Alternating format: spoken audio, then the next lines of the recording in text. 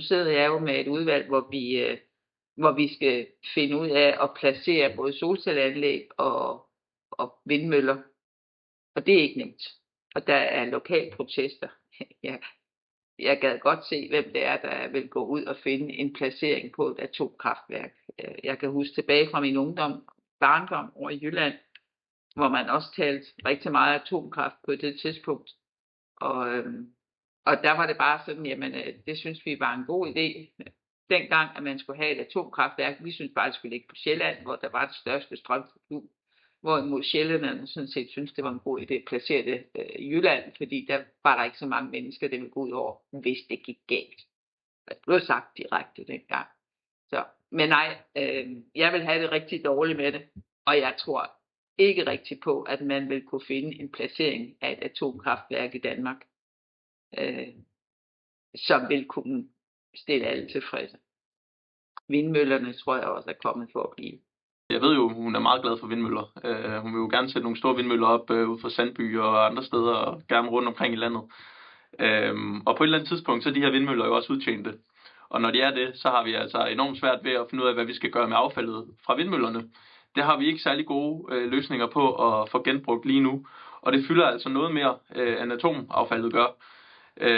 Hvis vi havde sådan en lille, hvad skal man kalde det, peanut, så vil den kunne dække et års mit forbrug i et år i energi. Og det viser jo egentlig, hvor lidt affaldet fylder. Når det så er sagt, så kan man tage affaldet og bruge det igen i nye former for reaktorer. Så langt størstedelen bliver faktisk brugt igen som ny energi. Og det vil jo sige, så er problemet endnu mindre. Og derudover, jamen, så kan affaldet opbevares i containere, som er så sikre, at du kan stå og kramme dem uden at få radioaktiv stråling på dig. Så jeg synes egentlig, at de tager noget, der ikke er et problem, og gør det til et problem, samtidig med, at deres egne løsninger egentlig har et tilsvarende langt større problem på affaldsfronten. Både solceller og vindmøller, der har man ikke rigtig gode løsninger i forhold til, hvad man gør med affaldet der. Og min generation, vi tænker på strålingen og uheld, der sker. Som kan ske, ikke?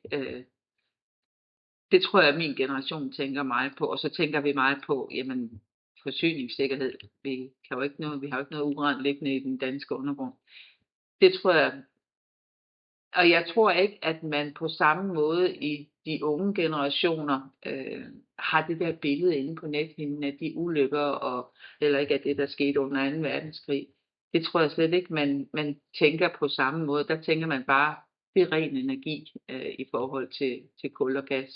Jeg tror, at der er en generation af danskerne, som husker ulykkerne, og det er det, som de er bange for. Så det tror jeg nok er den største frygt, der ligesom er.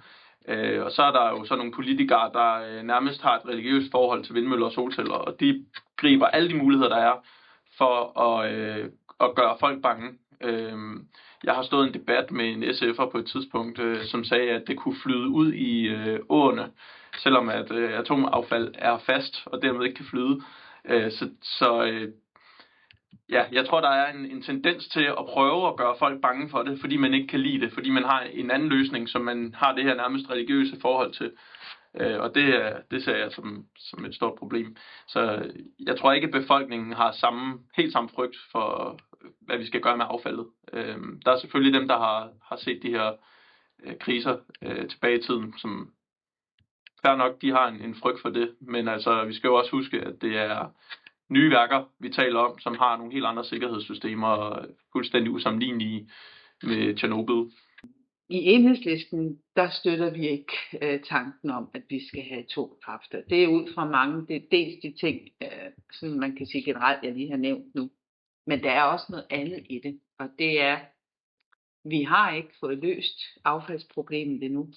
Jeg er med på, at man har udviklet atomkraft, så man har en langt mindre affaldsdel, men det er ikke løst.